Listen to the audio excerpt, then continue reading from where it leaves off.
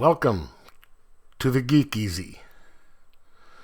Sit back, grab a libation of your choice, and relax, 'cause it's time to do some geek stuff in the Geek Easy.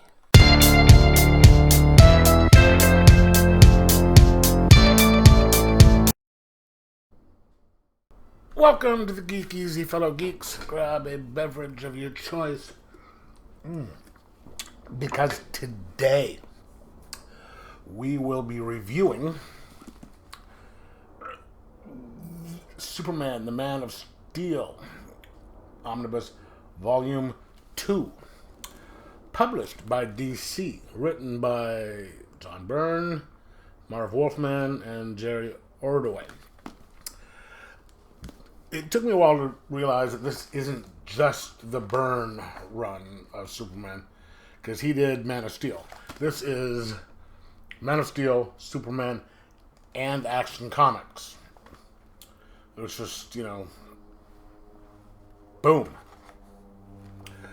All the way through. And this is still a really good series. Because it's still back when Superman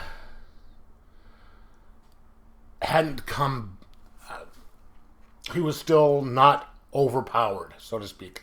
Because if you remember, when Byrne rebooted him in Man of Steel, the miniseries,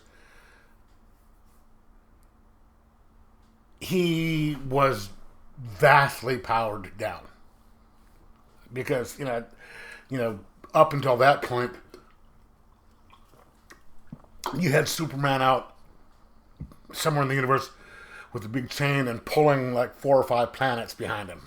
I mean, kind of ridiculous. But, he's really powered down. And I like that because he's, made things interesting that he couldn't just and beat anybody and everybody. And, you had good characterization, because you had him dealing with not only his other enemies, or his enemies, and introducing some new ones. He had to deal with his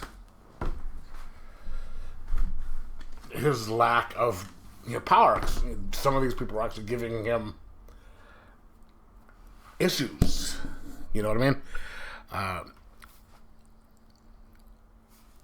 And you have the whole Cat Grant thing in here, which I really enjoy seeing, him having to deal with,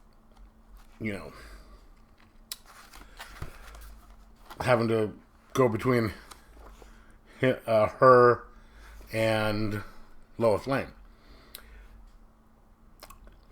And this book also has the infamous Superman Big Barda sex tape issue, which is widely derided. I actually thought it wasn't that bad. It was kind of funny. I don't see what the issue on that was, but, the problem with it, not the issue, as opposed to issue 6 or, whatever. That was a fun issue. I like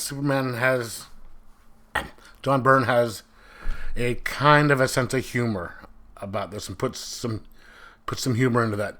The only thing I didn't like about this was there was a lot of stuff with who was it? The Legion of Superheroes in the 30th century. I know virtually nothing about them, so there was a few issues, a few stories involving that, where they were, having to go back into Smallville and all this stuff, and it was kind of confusing because I don't know who these characters are. And then there was one where they actually went back and they were dealing with Superboy. Of course, in the Byrne run, there was no Clark Kent as Superboy, because he didn't become Superman until he, until he was an adult. And so there was this whole little kind of complicated story as to how that happened, like a pocket universe. And of course, Superboy at that age was, according to this, still more powerful than a full-grown Superman. Because, yes, he is, in this version, he is powered down.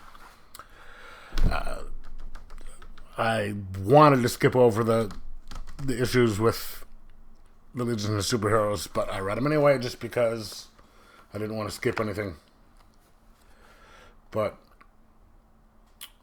overall, this is a really entertaining book just because I love John Byrne's stories and I like his take on Superman. It's probably one of the few Superman runs that I've read that I've actually enjoyed. But anyway, I'm going to give this a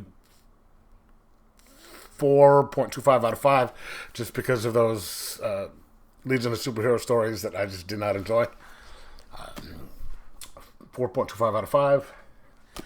And let me know in the comments below what you thought of this, what you thought of the original run, what you thought of the